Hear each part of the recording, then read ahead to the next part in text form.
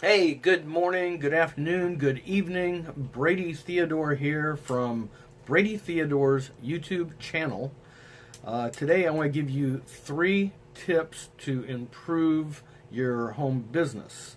Now, if you like what you hear or see on my channel, I would hope that you reach down now and subscribe, touch that little bell, and get notifications from when I do come on, whether it's live or recorded. That would be awesome. Uh, I would like to get started by giving 3 tips to increase your home business sales. Now, you must come at your business with the correct mindset. This can increase sales in your home business. The first the first area of concern you want to focus on increasing your home sales in your business and improve the prospect's closing is having confidence. You must be confident. When talking with prospects, keep in mind that they are going to buy from you, not the company. You must, or they must, know, like, and trust you. And the only way they will do that is if you are projecting confidence in what you are saying, the statements that you are making. If you believe in your product and service, and you're confident in it, you're confident in yourself and how you are projecting yourself to people. It's all how they perceive you. You have to be confident in closing questions. I know that when I was starting out uh, with my home business, I was new to the industry. I was not sure about what I was even trying to sell, much less I was not confident at all in trying to close somebody into a sale. And this all comes with experience. But with the experience, first you must have some confidence, and then the confidence will grow. Certainly after you get your first yes, it really skyrockets. In between, when you're talking to prospects, when you're talking to anybody and you're making your closing questions, try not to be nervous, excitable, and have an upswing in the pitch of your voice. Like, how did you like my presentation? A little giggle, a little whatever it may be. People don't want to hear that. No, it's what did you like about my presentation? They'll give you a statement, an answer. What is it what issues are we trying to work out for you? What issues do you have in your life where this business will help you? I know that you're probably struggling with financial difficulties. Maybe you don't have time in your life to take on an extra job, which leads into the whole number 2. You don't want to be pushy with people. I know that I can come across as pretty much a salesman type, doing an infomercial type deal. If you watch my previous videos, some of them I really am going over the top, I think, pushing the product or the service that I enjoy using. But you don't want to be overly pushy. And I've come to the point now that I know that this is all nothing but a numbers game.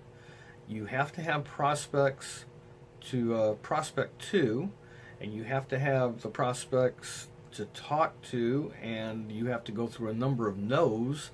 And if you don't have that, you're not going to have a business anyway.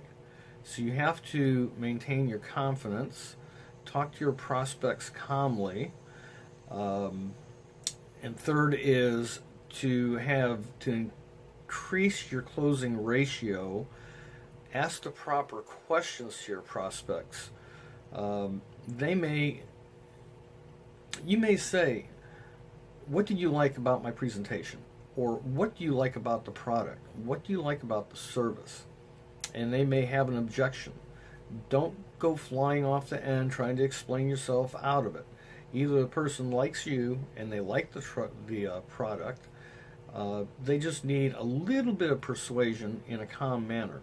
I am sure that any one of you, including myself, that when we were brought into our business and we were being prospected, We probably weren't hit over the head with a sledgehammer by a salesman, like a used car salesman, and drug in and forced to open up our wallet and take out our credit card to buy into the system. That probably did not happen.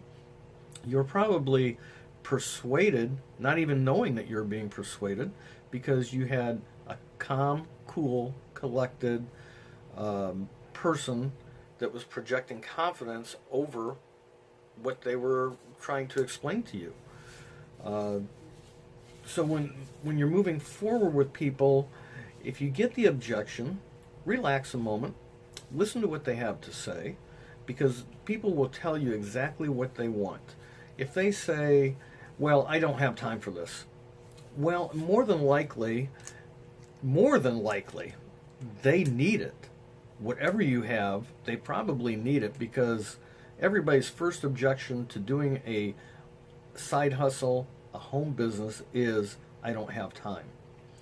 You and I both know that we have time. It's all how you structure your time management. There's a certain number of hours in the week. You have to work probably your 9 to 5 job. You have to sleep. You have to take care of your daily routines. But there's plenty of hours in between when you're either staring at your phone, scrolling the social media, staring at the TV, or just daydreaming, doing nothing. Plenty of hours every day. I would imagine at least 4 hours a day.